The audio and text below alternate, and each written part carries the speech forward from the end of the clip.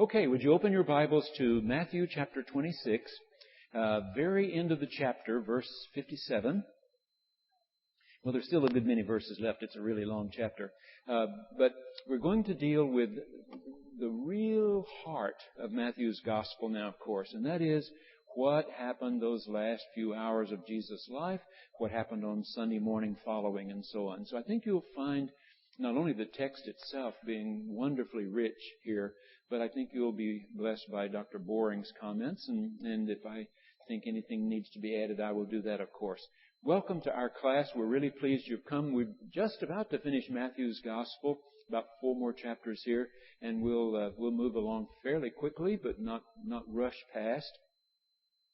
And then I'm eager to get on to Mark's Gospel. I'm always eager to finish one and get on to the next one. I'm eager to share with you some of the insights of a woman professor. I told you I try to give you a variety. All of them, of course, I look for the very best scholarship that I can find. So it's not a downgrade as I move from one to the other, not by any means. It simply is a different perspective. And so this time we've been dealing with one of America's best-known scholars on the Gospel of Matthew. When the Methodist Church was redoing a big series of commentaries that they had first come out with back in the 1950s, and 50 years later they decided, well, we need to do that again. They chose Dr. Eugene Boring to write the commentary on Matthew.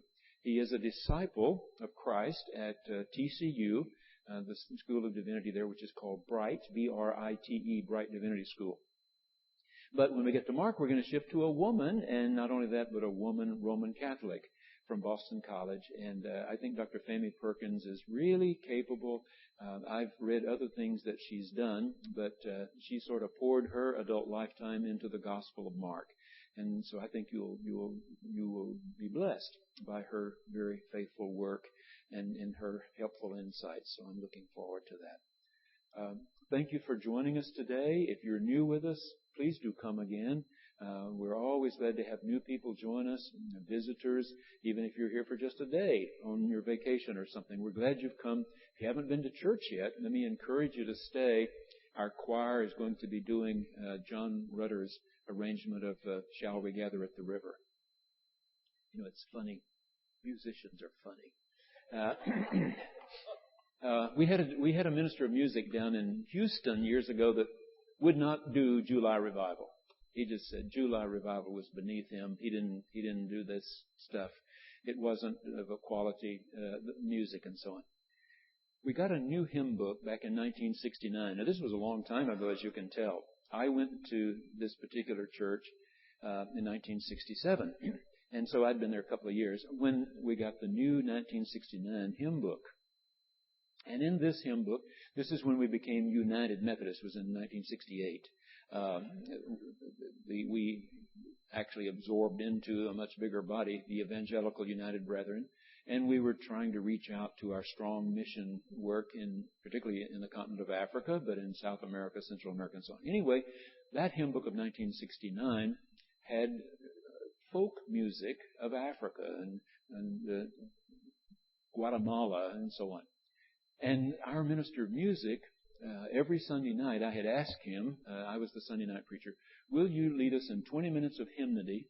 Because he loved to tell you, and Charles Wesley wrote this one afternoon when he'd eaten 2 green apples he picked off a tree, and his stomach was a little upset, and that was the kind of stuff he liked to tell. So he was wonderful, and he kept people interested in what we were singing. So he would do about 20 minutes of hymnody every Sunday evening, and Dr. Allen would say the evening prayer, would take up the money, and then I would preach. And when we got this new hymn book, he was teaching us just every Sunday night. Now let's do one of the folk songs from South Africa. Let's do one of the folk songs from Zimbabwe. Let's do one of the folk songs from Guatemala. And one Sunday night, as he and Dr. Charles Allen and I were walking out to the parking lot to get in our cars afterward, Dr. Allen looked at him and said, Roger, you're trying to teach us the folk music of South Africa and the folk music of Zimbabwe and Guatemala and so on. Yes.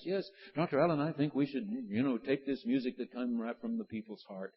And Dr. Allen said, Roger, what we sing in July is the folk music of the old Bible Belt South.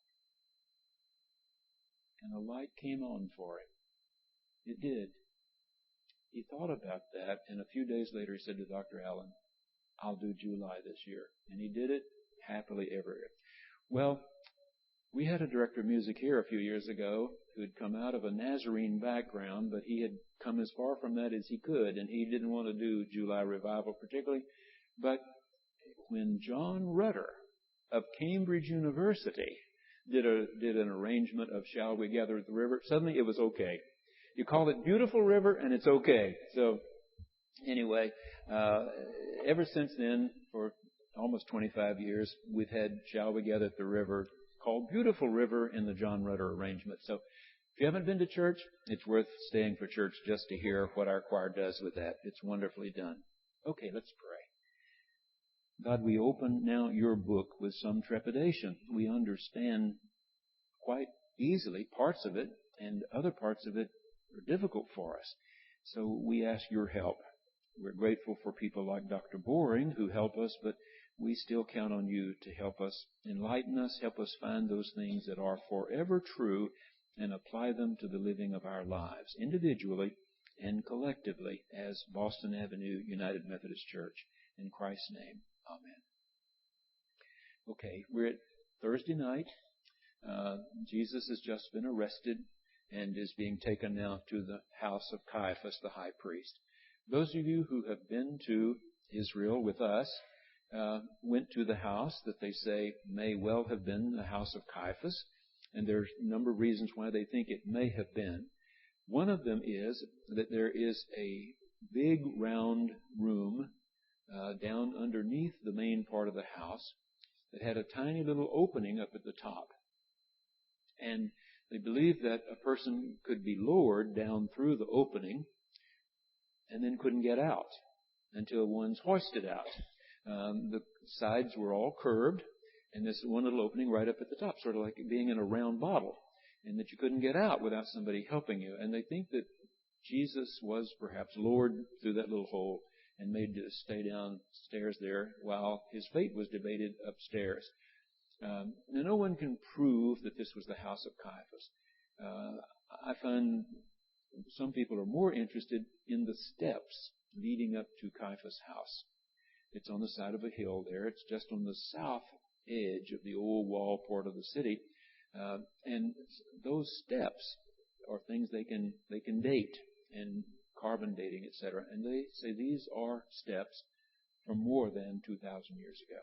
And that Jesus was probably, if you look where the olive trees are, where the Gethsemane, the olive press was, and so on, that this is probably the very steps that he was led up that night for the trial. So you can see some things that we can say, pretty sure this is the real stuff here, and this may be real stuff. Okay, those who had arrested Jesus took him to Caiaphas the high priest, in whose house the scribes and the elders had gathered. But Peter was following him at a distance, as far as the courtyard of the high priest. And going inside, he sat with the guards in order to see how this would end. Now the chief priest and the whole council were looking for false testimony against Jesus so that they might put him to death. But they found none, though many false witnesses came forward. At last two came forward and said, "This fellow said, 'I'm going to destroy the temple of God and build it in 3 days.'" The high priest stood up and said, "Have you no answer? What is it that they testify against you?" But Jesus was silent. Then the high priest said to him, "I put you under oath before the living God. Tell us if you are the Messiah, the Son of God." And Jesus said to him, "You have said so. But I tell you, from now on you will see the Son of Man seated at the right hand of power and coming on the clouds of heaven." Then the high priest tore his clothes. That's what you do in ancient times when you were undone by some horrible news, death of someone you really love. You tear your clothes to show that you're undone here. So the high priest tears his clothes and said, "He is blasphemed. Why do we still need witnesses? You have now heard his blasphemy. What is your verdict?" And they answered, "He deserves death." Then they spat in his face and struck him, and some slapped him, saying, "Prophesy to us, you Messiah. Who is it that struck you?" Now Peter was sitting outside in the courtyard. A servant girl came to him and said, "You also were with Jesus the Galilean." But he denied it before all of them, saying, "I do not know what you're talking about." When he went out to the porch, another servant girl saw him, and she said to the bystanders, "This man was with Jesus of Nazareth." Again he denied it with an oath, "I do not know the man." After a little while, the bystanders came up and said to Peter, "Certainly you are also one of them, for your accent betrays you." See, we know folks from Boston don't sound like folks from Birmingham, Alabama. That's all they're saying. He doesn't sound like he lives around here. He sounds like those folks that live up by the Sea of Galilee, Caesarea, at Tiberias. Anyway. Certainly you are also one of us, also one of them, your accent betrays you. Then he began to curse and swore an oath, "I do not know the man." And at that moment, the cock crowed. Then Peter remembered what Jesus had said, "Before the cock crows, you will deny me 3 times. And he went out and wept bitterly. Let's go on. When morning came, all the chief priests and the elders of the people conferred together against Jesus in order to bring about his death. Okay, now let's turn to Dr. Boring. This entire scene we've just read takes place at one location, the house of Caiaphas the high priest. Matthew's account intensifies Mark's view that the Jewish leaders were the major culprits in the arrest and execution of Jesus. Now, just remember quickly, we won't belabor this time, but our best scholars believe that Matthew has in front of him the scroll of Mark, and I can show you more of that when we get on into Mark's gospel. He has in front of him some source of teachings about Jesus. He and Luke agree on whole paragraphs without varying even one word on some of the stories of Jesus. And we don't have this, but the German scholars several centuries ago started calling it the Quella, or the source of the teachings. And then he had in front of him the Hebrew Bible that had been translated into Greek, because more of them could read, write, and understand Greek than could read, write, and understand Hebrew. And that translation into Greek was called the Septuagint. So here when Dr. Boring says Matthew's account intensifies Mark's account, it means he adds more stuff to it, that these were the leaders of the Jews who were seeing to his death. The scene of Peter seated among the temple guards is introduced here. Matthew adds false before the word testimony. That's interesting. If you want to look at that, Mark chapter 14, verse 55 says we need testimony. Matthew intensifies, adds the word false that Mark doesn't have, to emphasize the hypocrisy of the Jewish authorities, because as Matthew's been telling you and me for chapters now, they've already decided to kill him. They're just looking for an excuse, a pretext. In Mark, you feel that the chief priests are looking for authentic testimony and find false witnesses. In Matthew, they look for false witnesses and end up with the truth. For Matthew, Jesus is able to destroy the temple, something he does not in fact do, of course, but Matthew believes he could have, and Jesus is silent in the face of his accusers. The high priest infers that Jesus does indeed claim to operate with power that belongs only to God, and that such a claim is blasphemous. He places Jesus under oath and charges him with claiming to be the Messiah, the Son of God. Jesus' response in Matthew is a clear affirmative of that. Meanwhile, Peter voluntarily denies with an oath. They don't put him under oath. He swears by God himself that he doesn't know him, never was one of his. Jesus affirms that he is the Christ, the Son of God, but shifts to the title he's used all along, Son of Man. Jesus' self-identification as Messiah, Son of God, Son of Man, is considered blasphemous by the religious leaders. So Jesus is found guilty of a capital offense. The garments of the high priest were very sacred, such a sacred sign of authority that the Romans often locked them up in a sort of a garment, chephiro, if you would, robe that they kept the key to. Because if the high priest couldn't put on his robes, then he didn't have the same authority. We do the same thing in the Methodist Church. Here at Boston Avenue, we are very faithful about robing up. If I'm going to baptize one person, I robe. If we're going to marry just a couple with two witnesses, I put on my robe.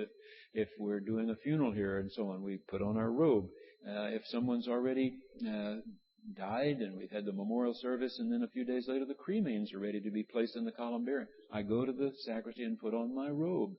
It's a sign of my ordination when the bishop put his hands on my head and said, "Take thou authority to administer the sacraments, to preach the gospel, and to maintain order within the body of Christ," and so on. So the robes were even more significant in those days. And the high priest, when he tears his clothes, that's significant. Tearing them is explicitly forbidden in the book of Leviticus, one of the Torah scrolls. So, is Matthew picturing the high priest as violating the Torah in the very act of condemning Jesus? The high priest and elders are portrayed as spitting on Jesus and striking him. But Jesus continues to live out his teachings of non-retaliation. The scene concludes by switching back to Peter in the courtyard of the house. The charge is being with Jesus. Matthew varies the Markan sequence. Again, if you look at this in a parallel, you can see how Mark has the questions raised to Peter and his responses, and Matthew changes the order.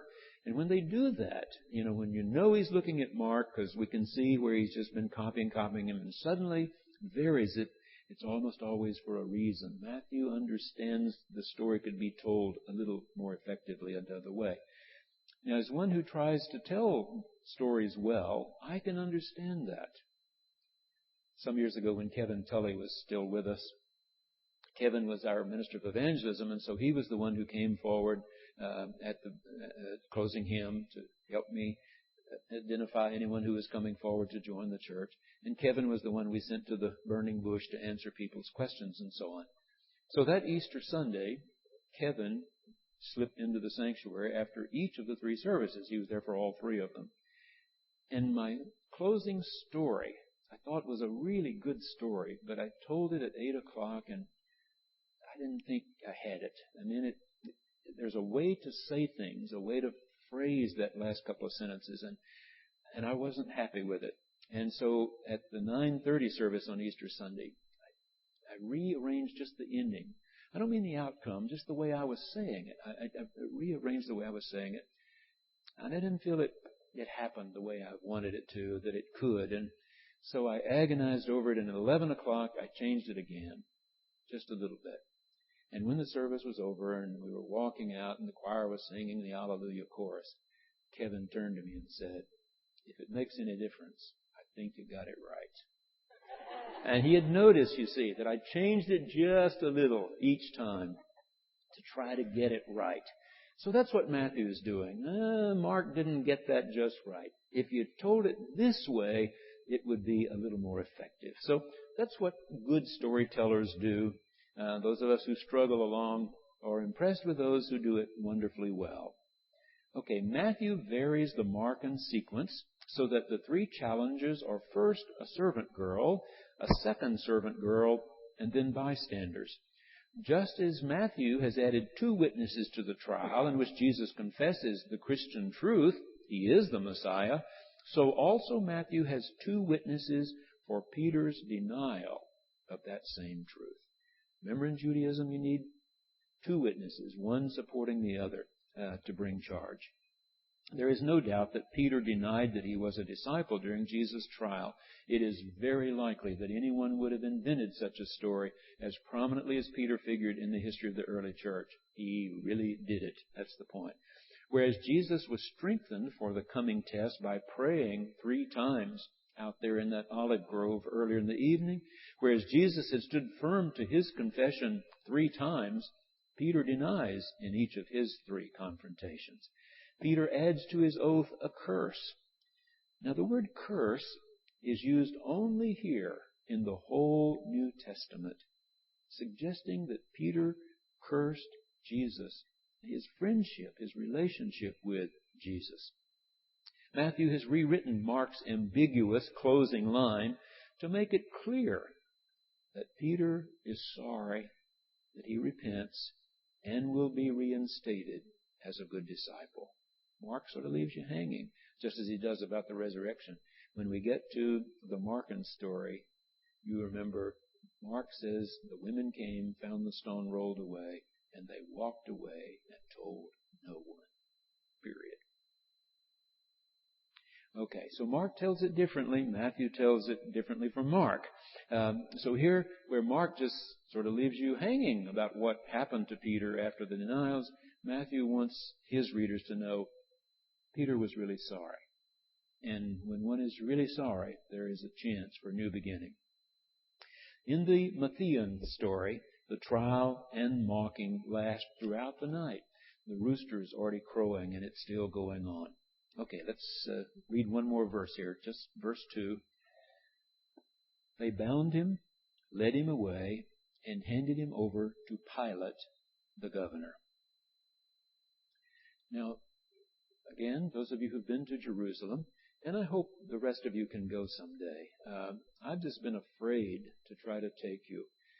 I've told you that when some of you were going with us, we were fortunate to get to go 5 times. Both sides, Palestinians and Jews, were not picking on Americans. They both understood that they needed American tourist dollars. But a few years ago, they started blowing up pizza parlors and ice cream stands and things where tourists were.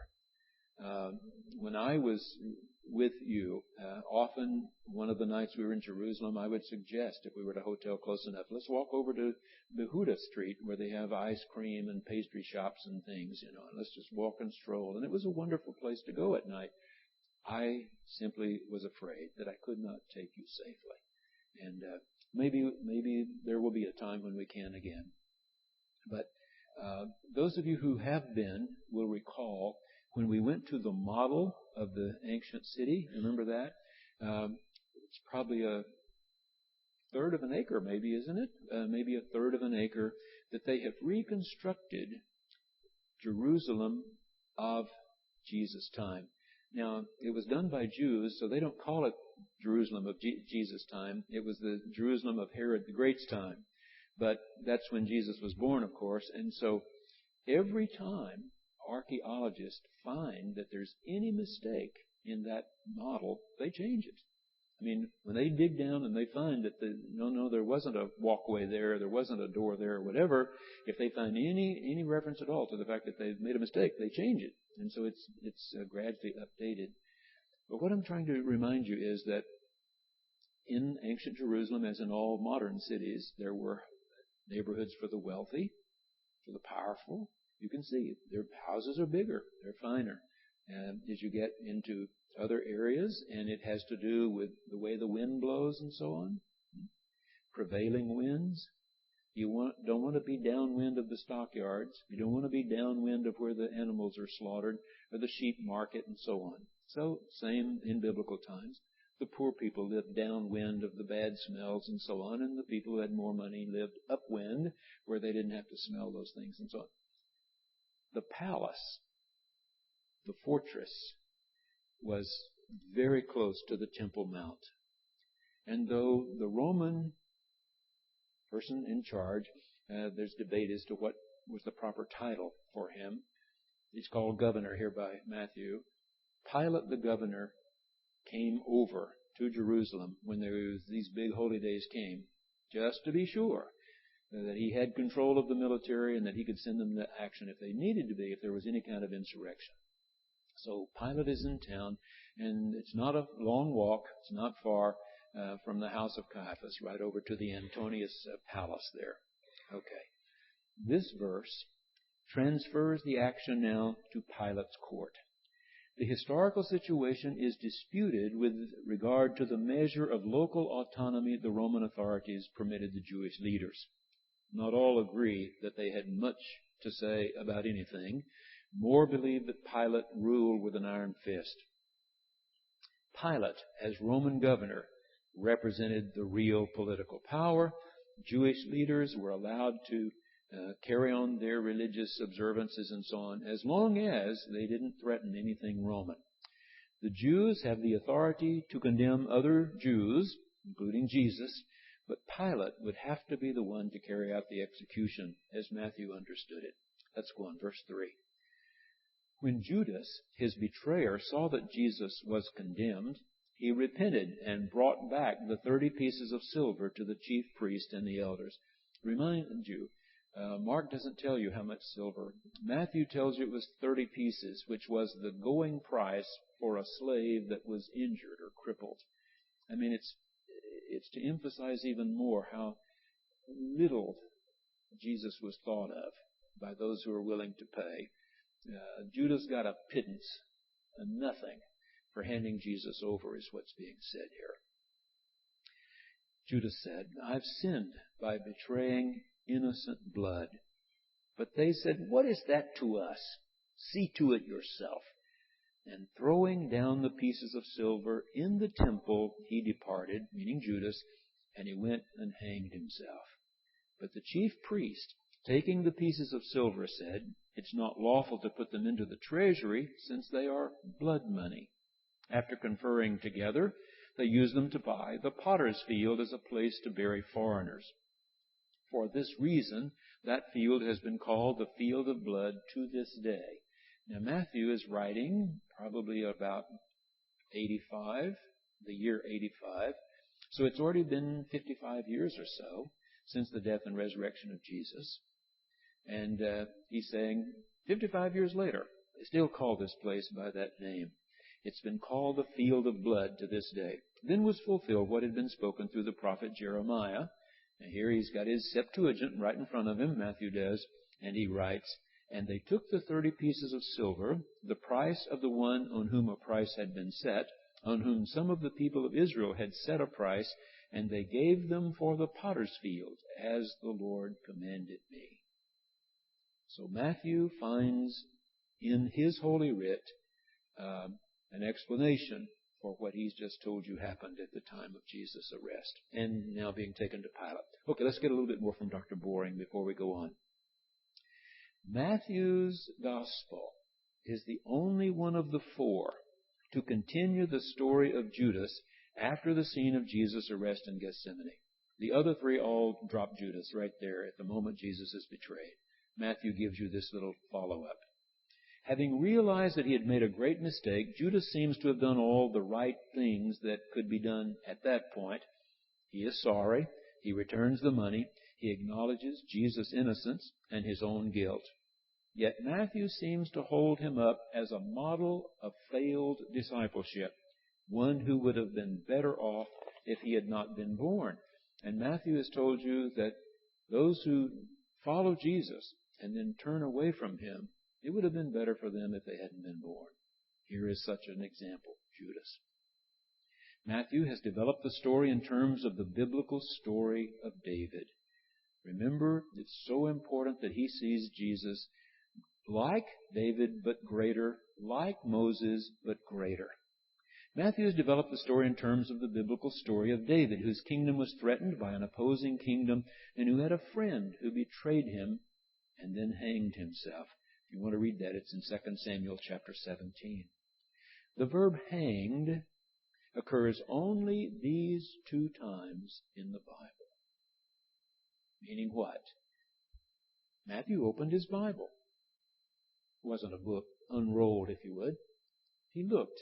And here he takes a word that is found only one time in all of the Hebrew Scriptures. In all of the 39 scrolls, it's found one time in that reference to a friend of David who betrayed David into the hands of an enemy and then saw what he had done and hanged himself. And he chose that same verb to describe what Judas does to himself, and otherwise the word is not used any other place in the Bible. Once in the Hebrew Scriptures, once in the Christian. It's obvious to scholars that Matthew is looking up things out of the Septuagint, looking up things and seeing and trying to help his readers understand that Jesus is continuation of God's story. What's happened before is happening again, but this time to God's own Son, greater than David. Unlike Peter, Judas does not return to the community of disciples. He dies in private despair. The high priests in Matthew are represented as uniformly evil. Just as they had decided in advance to kill Jesus and sought false witnesses, they had only used Judas and now have no more use for him. They didn't care for him. He was just a pawn. The priests consider the money paid to Judas to be unclean, justly acknowledging their own guilt as well. It's blood money. they officially decide to use the money to purchase the potter's field, which became known to those as the field of blood, because it was bought with blood money taken by Judas in exchange for Jesus' life. Let's go on, verse 11. Now Jesus stood before the governor, and the governor asked him, "Are you the king of the Jews?" Jesus said, "You say so." But when he was accused by the chief priests and elders, he did not answer. Then Pilate said to him, "Do you not hear how many accusations they make against you?" But he gave him no answer, not even to a single charge, so that the governor was greatly amazed. Now at the festival, the governor was accustomed to release a prisoner for the crowd, anyone whom they wanted. At that time, they had a notorious prisoner called Jesus Barabbas. Now notice that the three letters B-A-R on the first part of his second name, as it's written for us in English, was a word itself, as the Germans have used V-O-N. So-and-so von Franken, if you would. It's from the house of, or the family of. And so they're going to have a choice between Jesus, son of Mary, and Joseph. Jesus, son of Bar-Abbas. Who is Abbas? Father. Son of his father. Let's go on. So after they had gathered, Pilate said to them, "Whom do you want me to release for you? Jesus Barabbas, or Jesus who is called Messiah?" For he realized it was out of jealousy that they had handed him over. Jesus is drawing bigger crowds, more enthusiastic crowds. While he was sitting on the judgment seat, his wife sent word to him, "Have nothing to do with that innocent man, for today I've suffered a great deal because of a dream about him." Now the chief priest and the elders persuaded the crowds to ask for Barabbas and to have Jesus killed. The governor again said to them, "Which of the two do you want me to release for you?" And they said, "Barabbas." Pilate said to them, "Then what should I do with Jesus who is called the Messiah?" And all of them said, "Let him be crucified." Then he asked, "Why? What evil has he done?" But they shouted all the more, "Let him be crucified." So when Pilate saw that he could do nothing, but rather that a riot was beginning, he took some water and washed his hands before the crowd, saying, "I am innocent of this man's blood. See to it yourselves." Then the people as a whole answered, "His blood be on us and on our children."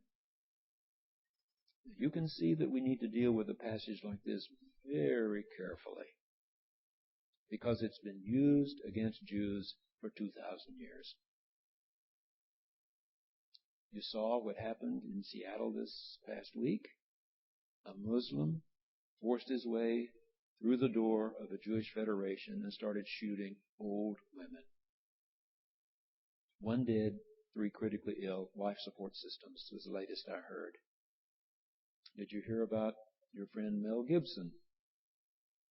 Okay, Mel Gibson was accused 2 years ago of making an anti-Semitic film, The Passion of Christ. It was made public at that time that his own father had said to as many as would listen that the Holocaust never happened. It was made up by Jewish propagandists. Mel Gibson was arrested DWI 2 nights ago at 2:30 in the morning, and now the police officers are told what he was screaming at them, that they must be Jews. All wars in the world have been begun by Jews. Mel Gibson said he was not anti-Semitic. When he was drunk, it all spewed out of his mouth. He also said, "I've been an alcoholic all of my adult life. I've sometimes battled it more successfully than others." The Jews have a hard time, and you and I don't need to add to their hard times. So let's listen very carefully to what Dr. Boring has to say, and then as I go through this with you again, we'll see if I think anything else needs to be added. In this scene, Matthew follows Mark closely. And again, I have a parallel in Greek, and you can see here that, just every word, he and Mark are right together here. After the story of Judas' death, told only by Matthew, Matthew adds a sentence to bring the storyline back to Jesus' trial. Otherwise, He's copying right from Mark's manuscript. Pilate's question is clearly a political charge. Is this man committing treason? If so, that would be a capital offense. Jesus confesses his identity. These are Jesus' only words in the Roman trial. He will speak only once more before his death in Matthew's Gospel, just one more time. We talk about the 7 words from the cross. But no one Gospel writer has all 7. You have to pull them from all 4 to come up with 7. Matthew has just 1. We'll get to that. Matthew adopts the Markan picture, that's simply the way Mark told it, of the annual custom of releasing one prisoner at the festival. This practice is not documented outside the New Testament. Jews deny that it ever happened. They say Pilate never released a Jewish prisoner every year, and no one has ever found any other reference to it except in the New Testament. He just wants you to know that this practice is not documented outside the New Testament and is omitted by Luke, who wrote later yet. Luke doesn't have that part about, I always release somebody to you. And Luke, Dr. Boring believes, is more sophisticated in Gentile Roman matters. Okay, in the Gospels, the episode has the effect of heightening the contrast between Jesus' true identity as the one who saves his people and who is the true Son of the Father, and Barabbas, which simply means Jesus, Son of his Father. So you've got Jesus, Son of his Father, and Jesus, Son of the eternal, heavenly Father, who saves his people from their sins, the true Son of the Father. So once again, Matthew makes it very clear you have 2 kingdoms standing over against each other, and everybody has to choose. This Jesus, this Jesus. The Jewish leaders will persuade the people to choose a notorious criminal, according to Matthew. Now, verse 19 may be taken as increasing Pilate's guilt. That is, if he knows by divine revelation that Jesus is innocent, and he's commanded by God to have nothing to do with him. Certainly hand-washing doesn't do away with it. He had full power to release Jesus and send him on his way back to Nazareth. So just washing one's hands doesn't take away all of one's responsibility. The crowds have throughout been pictured by Matthew as uncommitted.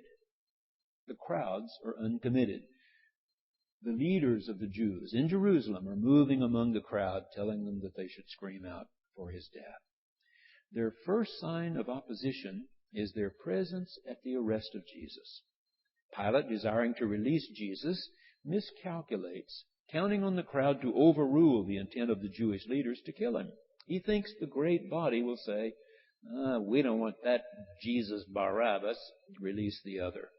But he's wrong, of course. When asked for their reasons why they want him killed, they simply turn up the volume, giving no reason, just spouting what the leaders have told them. Kill him, crucify him. Here Matthew makes his second addition to Mark's account. He makes his second addition to enhance the contrast between Jewish guilt and Roman innocence. He pictures Pilate as absolving himself of guilt and the Jewish people as fully accepting responsibility for Jesus' death. This scene is only in Matthew, and was probably composed by Matthew himself. Now you need to think about that, of course. Is this something the crowd said, or is Matthew, it's not in Mark, not in Luke, not in John, it's in Matthew. Dr. Boring thinks Matthew probably wrote this line, "Let his blood be on us and our children." The people respond with words accepting the guilt. These words were tragically misinterpreted by Christians of later centuries who continued to blame the Jewish people as a whole for the death of Jesus. Matthew looks back on the destruction of Jerusalem in the year 70. Remember, Matthew's definitely writing after Jerusalem and the temple were destroyed in 70. And he sees this. Matthew sees it as divine punishment for rejecting the Messiah. people in Matthew's story do not invoke guilt on all future generations, but on themselves and their children. That is, the generation that experienced the devastation of Jerusalem and the destruction of the temple. Matthew does not pronounce a sentence on all Jews forever. Let's go on. Verse 26. So Pilate released Barabbas for them, and after flogging Jesus, he handed him over to be crucified. Then the soldiers of the governor took Jesus into the governor's headquarters, and they gathered the whole cohort around him. They stripped him and put a scarlet robe on him, and after twisting some thorns into a crown, they put it on his head. They put a reed in his right hand and knelt before him and mocked him, saying, "Hail, King of the Jews!" They spat on him and took the reed and struck him on the head. And after mocking him, they stripped him of the robe and put his own clothes on him. Meaning, again, put his own clothes back on him. The Roman trial concludes with the Gentiles mocking him as king. Gentiles, your people and mine. The mocking is preceded by the flogging, a terrible beating administered on the bare back with a leather whip, often studded with pieces of metal or bone to increase the torture.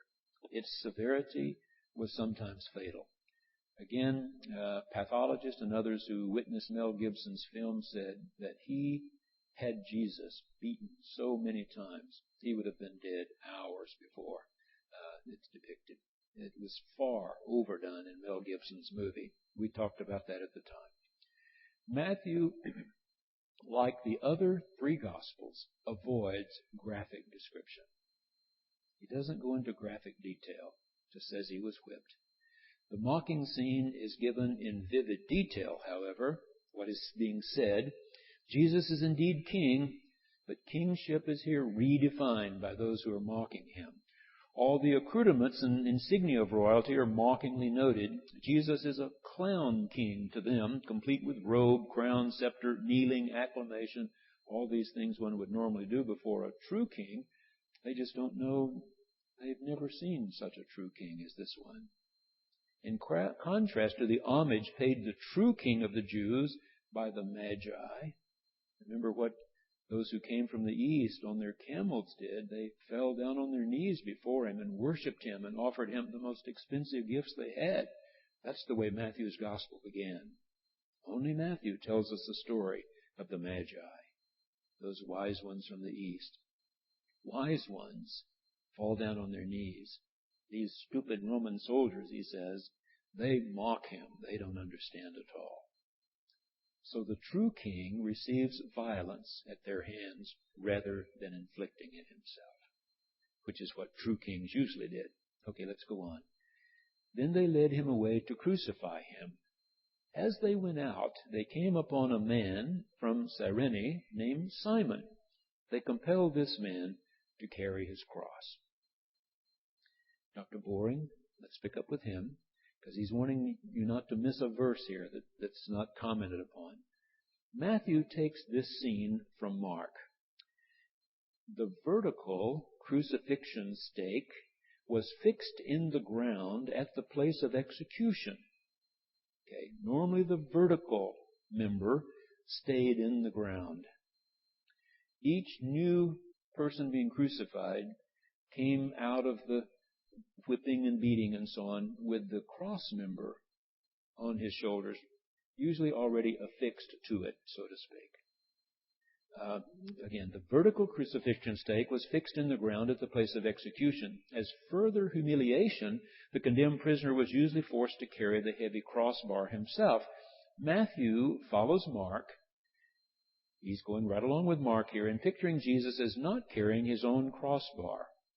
A passerby named Simon was requisitioned by the Romans for the task. But notice here again just one of the interesting little things when you read all the Gospels. Simon, in Matthew's account, is no longer identified as the father of Alexander and Rufus. Remember that in Mark's account?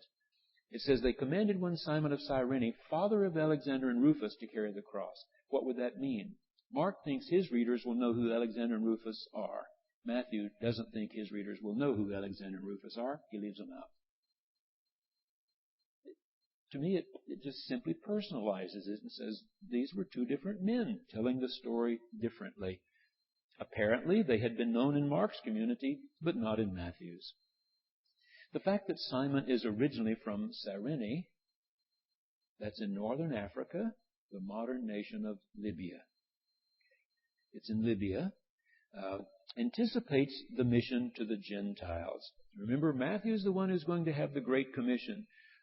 Go ye into all the world. It literally says, go to all the ethnics, teaching, preaching, baptizing, and so on. And so Simon of Cyrene, whose sons are known to Mark's readership, meaning they must have come into the Christian community. Their father from northern Africa, modern-day Libya, is already, Matthew is seeing this as an outreach to the Gentile community. Let's go on. In the Matthean story, the only person present at Golgotha whose name we know is an outsider. None of the disciples are there. The first 11 ran Thursday night. Peter hung around till Friday morning, and now he's disappeared as well. The only person whose name you and I know is Simon of Cyrene, who's there with Jesus at that moment.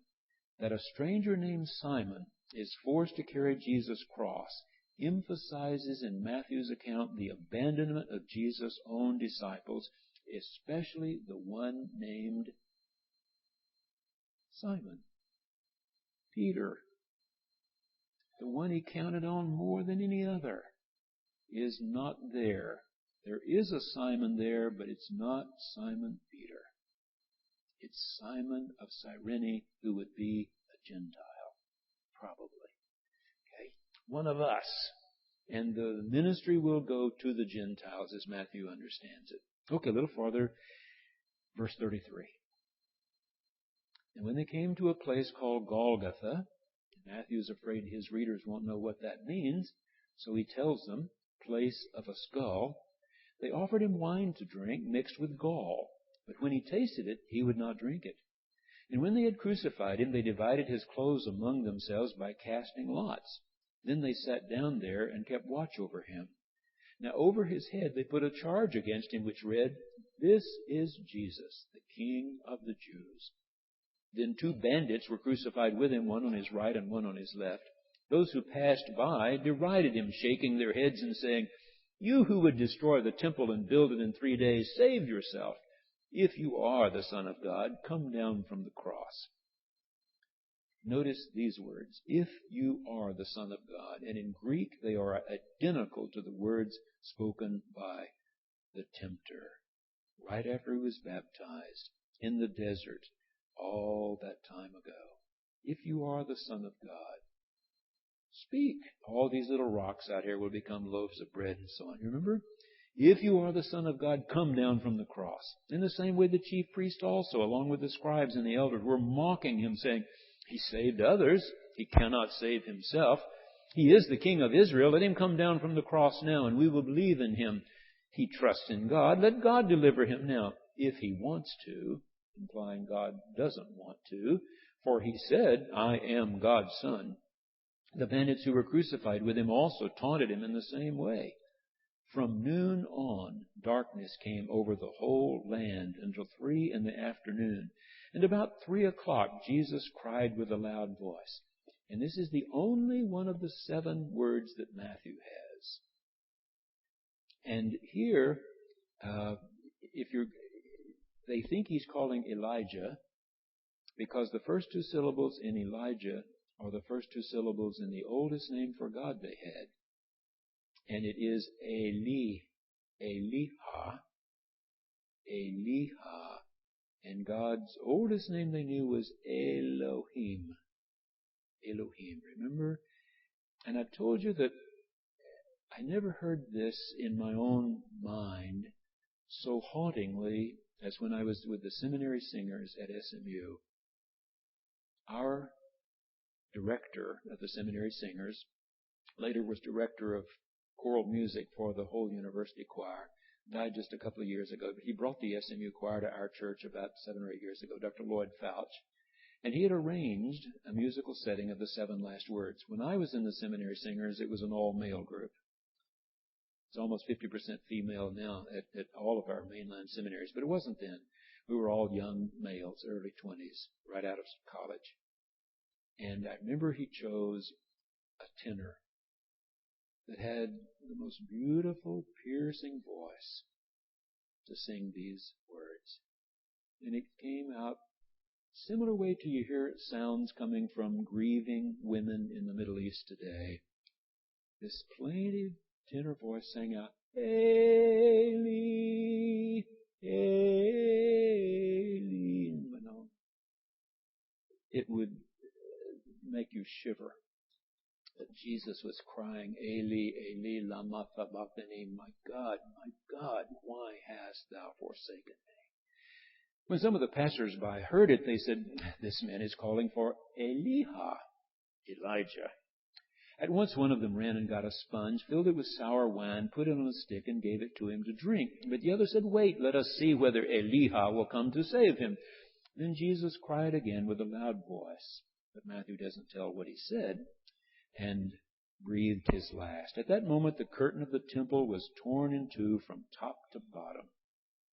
The curtain of the temple hid the Holy of Holies, where only the high priest went, and he only once a year on the day of Rosh Hashanah, actually Yom Kippur, the New Year day, when sins are forgiven and a new year begins. Okay. The earth shook, the rocks were split, the tombs also were open, and many bodies of the saints who had fallen asleep were raised. After his resurrection, they came out of the tombs and entered the holy city and appeared to many. And when the centurion and those with him who were keeping watch over Jesus saw the earthquake and what took place, they were terrified and said, truly, this man was God's Son. You know, the word centurion comes from the same Latin word that we have in century. It means 100. A centurion was one who had 100 men under his control. He was the officer of 100. Many women were also there, looking on from a distance. Now, when I said earlier, of course, and I was reading right from Dr. Boring, that there was only one person right there beside Jesus at the moment he was crucified, whose name we know. Up to that point, that's true. Now Matthew mentions some other names, but they're not the 12. They're the women. Many women were also there, looking on from a distance. They'd followed Jesus from Galilee and had provided for him. Among them were Mary Magdalene, Mary, the mother of James and Joseph, and the mother of the sons of Zebedee. Okay, let's see what Dr. Boring says. The actual location of the crucifixion is unknown. The traditional site at the Church of the Holy Sepulchre in the Old City was identified by Helena, mother of Constantine. Let's go back just a moment and remind you. When Constantine embraced Christianity, and this was 300 years after the time of Jesus, he immediately dispatched his mother, sent her to the Holy Land to search out all the most significant places in the life of Jesus and to build churches over them. And so whoever traveled with Helena said this is where he was crucified. And they built the Church of the Holy Sepulchre, and it's still there. It's been there for 1,700 years now. And every so often somebody tries once more to see if they can determine that it really is or really is not the place. Those of you who've been to Israel, at least with us on our 5 trips, know that we went to a place called Gordon's Calvary. Gordon was a British general, just a little over 100 years ago, who was stationed there. One morning looked out of his hotel room and he saw a rock out on the horizon there that looked like a skull. And he's probably bored to death, so he said to his soldiers, go dig and see what you find. And as they started digging, they found a very elaborate system of irrigation ditches carved out of rock. They found a huge cistern that had been covered over for 1,800 years that had once stored water for irrigating in this beautiful garden. Furthermore, they found an unfinished tomb with a track for rolling a stone over it. And the Anglican Church bought the property, have replanted the gardens, and now you can go there. There's no charge.